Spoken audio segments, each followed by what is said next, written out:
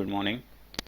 I Salim, Assistant Professor in Electronics and Instrumentation Department, Kite Group of Institutions, presenting you a topic, flow measurement in telemetry systems. So here is our first slide. Here is the block diagram of flow measurement.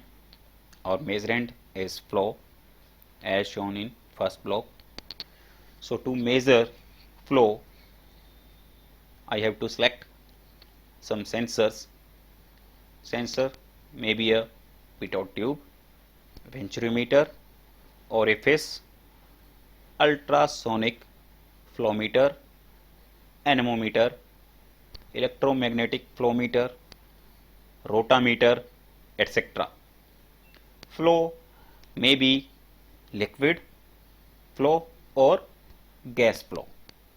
So for the gas flow we use anemometer, and for liquid flow we use pitot tube, orifice, ultrasonic flow meter, rotameter, venturimeter, etc. The selection of these sensor is based on the properties of flow, range of flow means in terms of velocity, viscosity, etc. Then we have signal conditioners.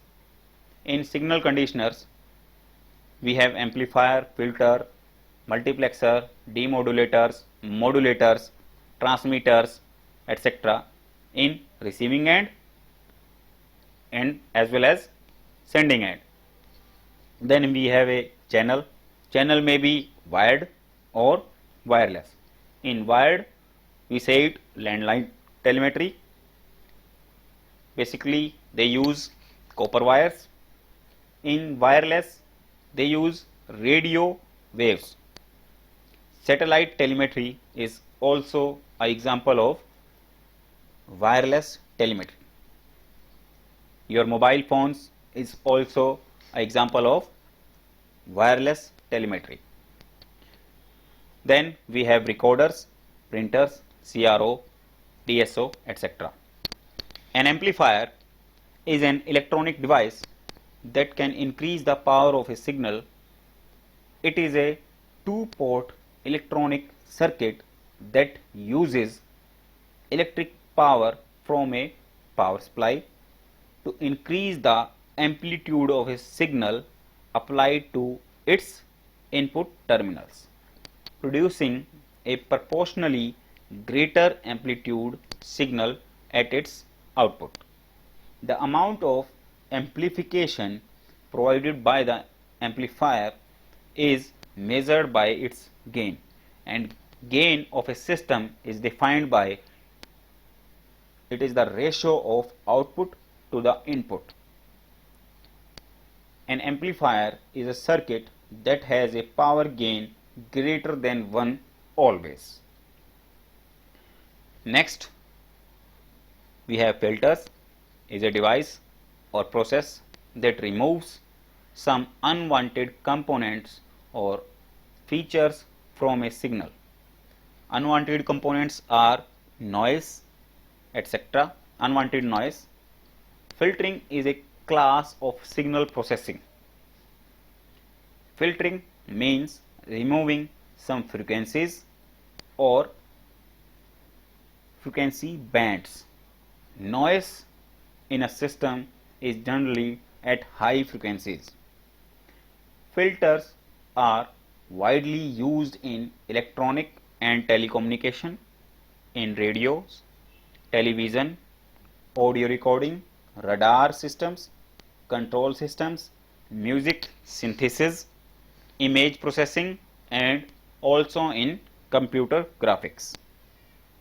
Multiplexer is a device that allows one of several analog or digital input signals which are to be selected and transmits the input that is selected into a single medium. Means in a multiplexer we have only one output line. At the input line we have multiple inputs. It is based on our requirement, and we have also select lines. Multiplexer is also known as data selector. A multiplexer of 2n inputs has n select lines that will be used to select input lines to send to output. The multiplexer is also abbreviated as MUX. Basically, in a multiplexer, we have three parts: input lines, select lines, and one output lines. Input lines and select lines are correlated, like we have 8 input lines, then we have 3 select lines. Okay, then we have a demultiplexer, also known as demux, is a device that takes a single input line and routes it to one of several digital output lines. A demultiplexer of 2n outputs has n select lines, which are used to select which output line to send to the input. A demultiplexer is also called data distributor. Next, we have modulation. Modulation is the process of varying one or more properties of periodic waveform, called the carrier signal, with a modulating signal that typically contains information to be transmitted. Most radio systems in 20th century used frequency modulation and amplitude modulation for radio broadcasting. Modulation technique includes modulators, demodulators. Modulator is a device that performs modulation, and demodulator is a device that performs demodulation. It is the inverse of modulation, also called detectors. Here is a term modem we generally use in our real life.